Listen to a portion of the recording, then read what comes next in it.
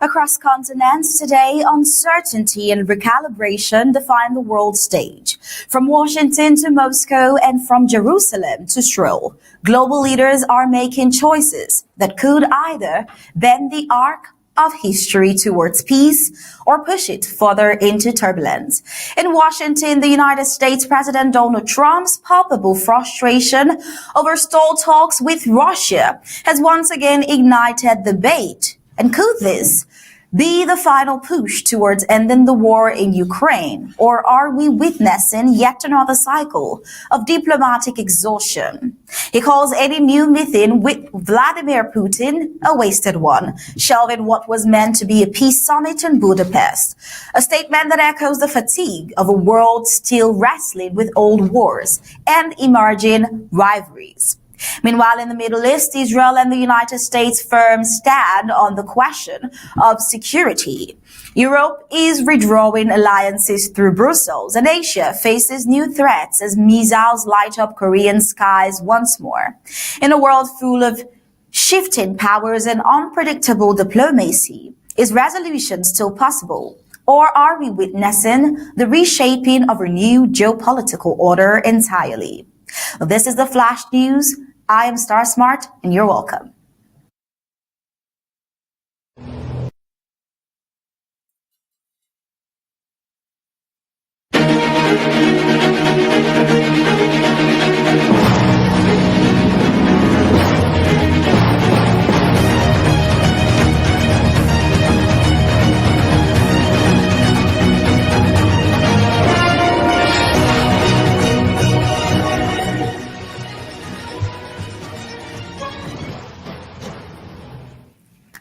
All right, welcome back. In recent days, we see the ceasefire between Israel and Hamas initiated on 10th October. And we wonder, has this already come under strain? During the visit, Vance called for patience as the deal moves into its most difficult second phase. Meanwhile, Israel continues to face security threats and is working to ensure that any truce does not compromise its right to defend itself. For example, Prime Minister Netanyahu reaffirmed that Israel remains fully capable of making its own security decisions, underlining that it is not a protectorate of the United States. These dynamics highlight that Israel's security environment remains highly volatile and that the partnership with the United States is being leveraged to give Israel stronger backing as it navigates the complex path of diplomacy and defense. Meanwhile, yesterday, Benjamin Netanyahu met with J.D. Vance in Jerusalem, marking a high-level reaffirmation of the Israel-U.S. partnership amid the ongoing conflict with Hamas in Gaza.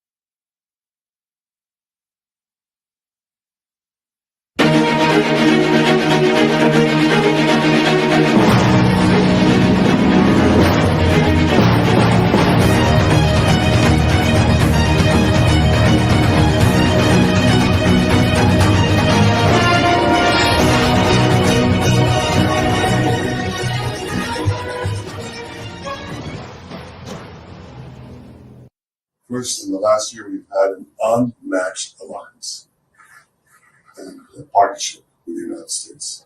That is changing the Middle East, and it's also changing the world. creates opportunities not only for security, but for the expansion of peace, which we're working on very, very diligently. And it's just unmatched. I've been here a few years. I've been through several administrations. I welcome the partnership and the assistance we've had. But there's never been anything like that. And President Trump said that. So partnership has never happened before. Well, that includes a close circle, both on our side and on the American side. And President Trump knows who he picks for that circle. According to reports, Vance said of Israel, "We do not want a vassal state, and that is not what Israel is. We want a partnership. We want an ally here."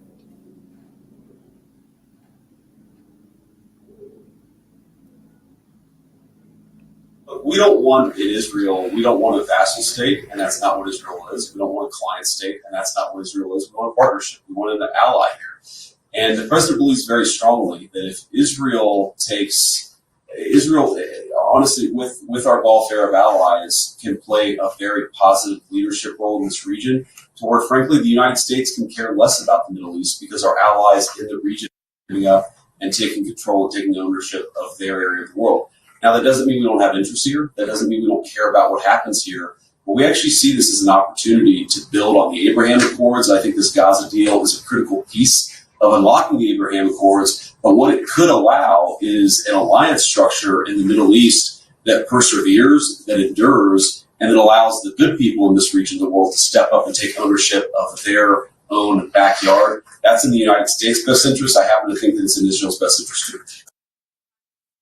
Netanyahu, for his part, dismissed suggestions of Israel being a U.S. client state as hogwash, emphasizing instead a mutual alliance built on shared values and goals. As you listened, we have a partnership, an alliance of partners who share common values, common goals. We can have discussions, we can have disagreements here and there, but on the whole, I have to say that in the past year we've had agreement, not only on goals, but how to reach them. And I think we're pursuing them successfully. We've been able to do two things. Put the knife at Hamas's throat. That was the military effort led by Israel. And the other effort was to isolate Hamas in the Arab and Muslim world, which I think the president did brilliantly with his team. So those two things produced the hostages. Nobody believed we'd get them out. Well, beyond rhetoric, the meeting came as the United States moves to support the fragile Gaza ceasefire and stabilize Israel's security environment. The tone of the visit signals that Israel is not alone in facing threat, and its progress towards securing its borders and citizens has allied support. Now, as the conflict continues, Israel is positioning itself not just as a recipient of support, but as a sovereign actor with full control over its national defense. Netanyahu's remarks emphasized that while Israel cooperates with the United States, it remains independent in its decision-making. At the same time, the United States is increasing its engagement, establishing coordination mechanisms and supporting ceasefire monitoring efforts. The combination of Israeli autonomy with strong allied backing paints a picture of a more resilient Israel, one that retains its character while leveraging international cooperation to enhance its security and strategic standing.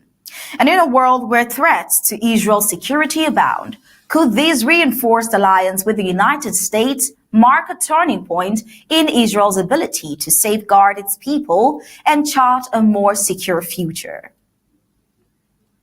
Well, the Russian-Ukraine conflict is another one on the globe where we see that it continues to grind on after more than 3.5 years of relentless strikes and shifting front lines. In the past week, Ukrainian cities once again came under heavy Russian drone and missile attacks, with Kyiv suffering significant damage and power outages. Western analysts note that Russia appears intent on keeping pressure through the winter, while Ukraine pushes to hold defensive lines in the east, calls for peace remain distant and that growing frustration has now reached Washington.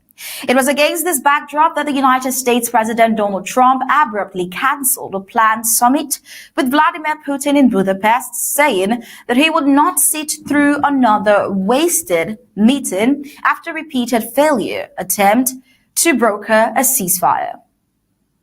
No, I don't want to have a wasted meeting. I don't want to have a waste of time, so I'll see what happens. But we did all of these great deals, great peace deals. They're all peace deals, agreements, solid agreements, every one of them. But this one, and I said, go to the line of battle, or the battlefield lines, and you pull back and you go home, and everybody take some time off, because you got two countries that are killing each other. You got two countries that are losing 5,000 to 7,000 soldiers a week. So we'll see what happens. We haven't made a determination. Well, the decision marked a public show of impatience from Trump, who for months had touted his ability to secure a real peace deal with Moscow.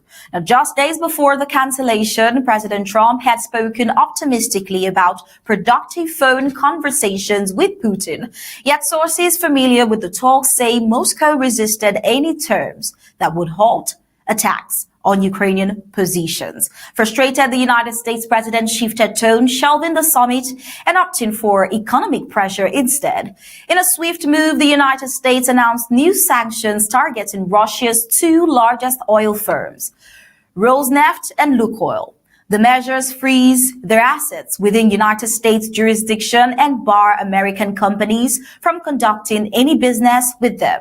The White House described the sanctions as a necessary response to Russia's refusal to de-escalate the war. In terms of honesty, the only thing I can say is every time I speak with Vladimir, I have good conversations, and then they don't go anywhere. They just don't go anywhere. So in that sense, but no, look, he's fighting a war. He's in a war. That's two very competent sides, and that's the way war is. You never know with war, but I would say that it's time to make a deal. A lot of people have died. Well, Trump's frustration was evident. The abrupt cancellation of the Budapest summit has stirred debate about Washington's next steps.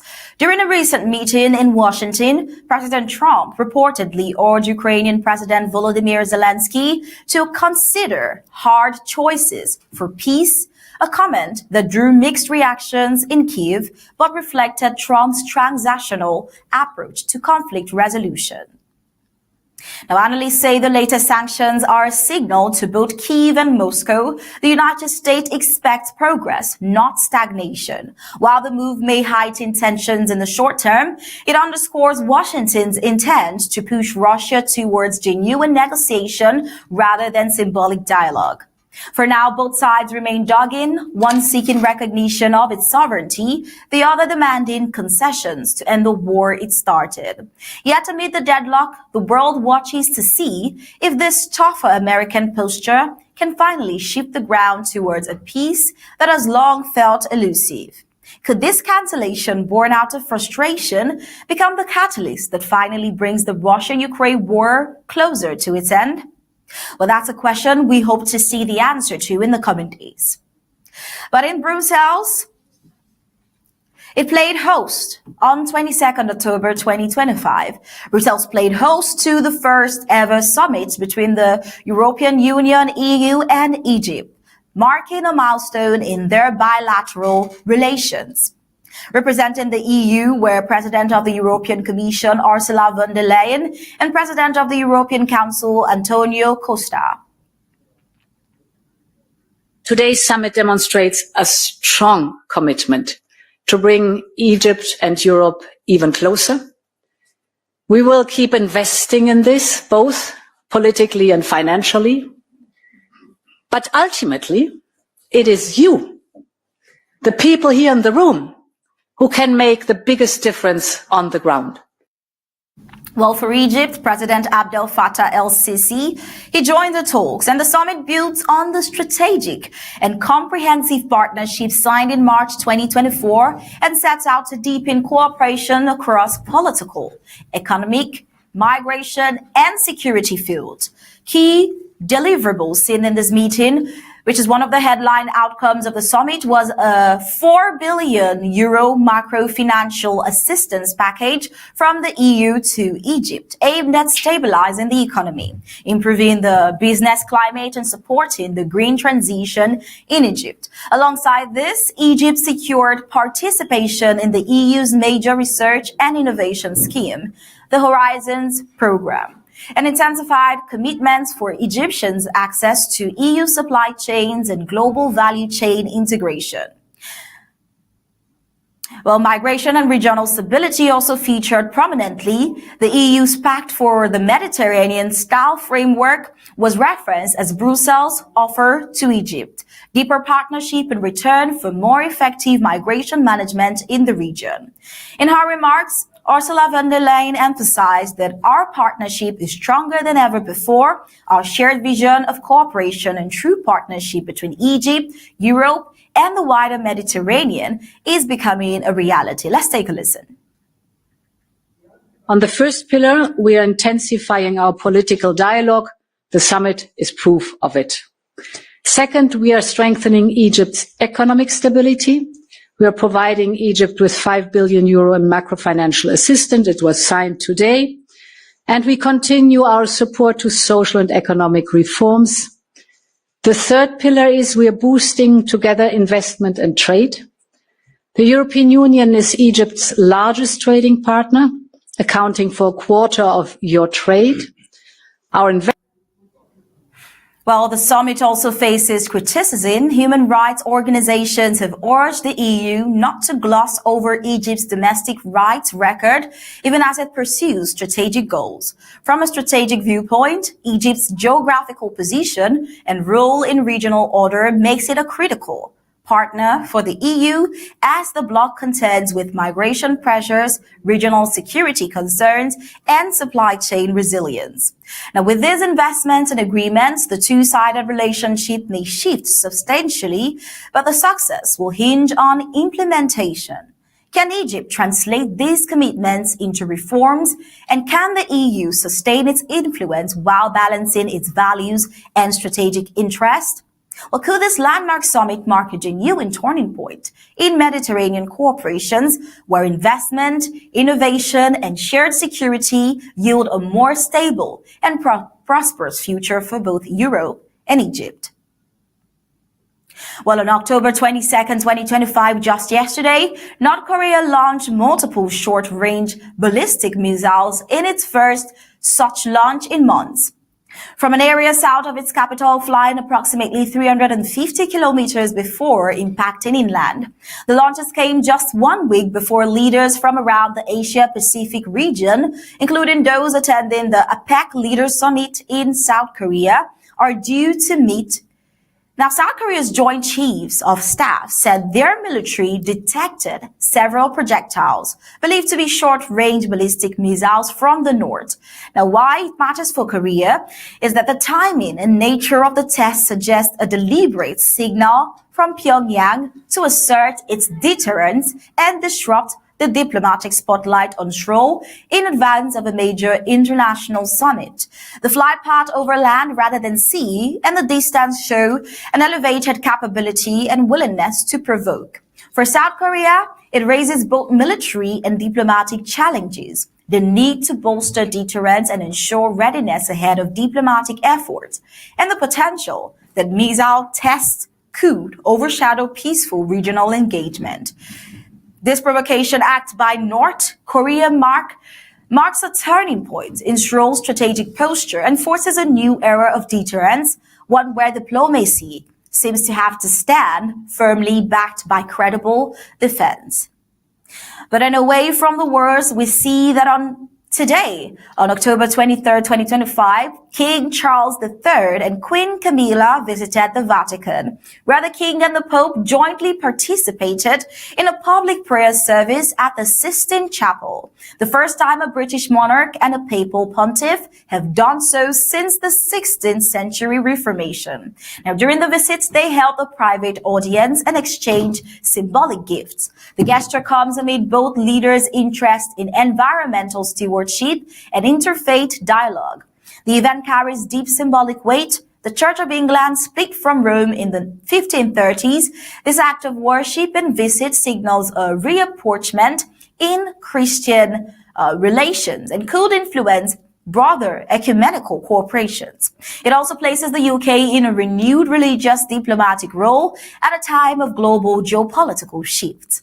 Now, while primarily ceremonial, the visit may open new pathways for collaboration between Anglican and Catholic institutions on issues such as climate change, humanitarian outreach, and global moral leadership. In a world marked by division, this singular moment of spiritual unity between two great Christian traditions seems to become a beacon for broader reconciliation across faiths and regions. And over to Canada, we see in a primetime address, Canadian Prime Minister Mark Carney announced his government's goal to double Canada's exports to non-U.S. markets over the next decade, aiming to generate some 300 billion Canadian dollars in additional trade. We used to take big, bold risks in this country. It is time to swing for the fences again. While Canada has for decades been heavily dependent on the United States as its primary export destination, around 75% of its exports go to the United States. Under the new strategy, the government is signaling a pivot, diversifying trade, strengthening independence, and aiming for growth beyond its traditional partner. The world are already taking note of new Canadian ambition. Last month, we signed a historic free trade deal with Indonesia, the world's fourth largest country by population. We've just signed foundational agreements with the United Arab Emirates in AI and with the EU in defense and trade and with Germany in critical minerals. We're re-engaging with global giants India and China while we deepen our partnerships with our traditional allies. And to build on this momentum, and to put it in context, our goal for Canada is to double our non-U.S. exports over the course of the next decade, generating more than $300 billion more in trade. And that's new orders for Canadian resources, technologies, and expertise. Well, the move has implications for Canadian workers, industries such as steel, lumber, and automobiles, which have faced U.S. tariffs, and for Canada's place in a shifting global trade system. It may also recalibrate Canada-U.S. relations and prompt other nations to reconsider their export partner strategies. Canada's bold shift from deep U.S. dependency towards global diversification serves as a model for other countries seeking to swing for the fences and reimagine their economic futures. And we wonder if that is a possibility and what it could mean for the United States. Well, for Washington, it is both a challenge and a wake-up call, the reminder that traditional alliances can no longer be taken for granted, and that America's once unquestioned trade gravity is now facing competition from partners looking elsewhere for balance and opportunity. Well, from North Korea's defiance to King Charles's bridge building in the Vatican, from the echo of sanctions in Moscow to the expanding trade horizons in Ottawa, the day's headlines converge on one truth, that the world is renegotiating its loyalties, testing its limits, and rewriting the rules that have governed peace, power, and partnership for decades. Well, this has been the Flash News. Thank you for watching.